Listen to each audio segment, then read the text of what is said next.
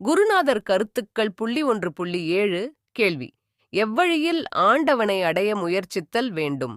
யோக நிலையா, பக்தி நிலையா, இல்லையேல் ஞான நிலையா என்பதே கேள்விகளாகின்றது. எவர் எவர்க்கு மார்க்கம் எளிதாக தோன்றுகிறதோ அதனை ஏற்றுக்கொள்ளலாம். பொதுவாக ஓர் கட்டிடம் என்றால் அதற்கு 2 அல்லது 3 வழிகள் காணக்கூடும். எவ்வழியில் செல்கின்ற போதிலும் உள்ளே செல்ல முடியும்.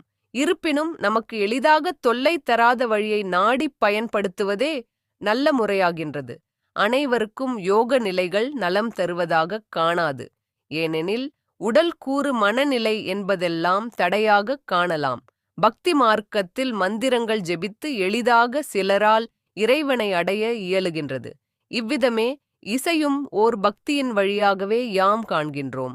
இறைவனை நன்று துதித்துப் பாடினால் அவன் இறைவன் வராது இருக்க மாட்டான் என்பதே எமது கருத்தாகின்றது.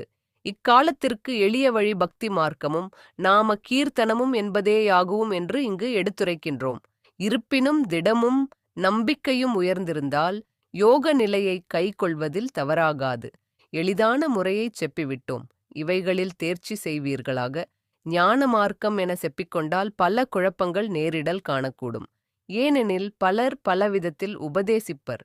எது சரி எது தவறு என்பதனை தேடிக் கண்டு பயனடைவதற்கு முன் ஜென்மமும் மூடிவிடும் என்பதே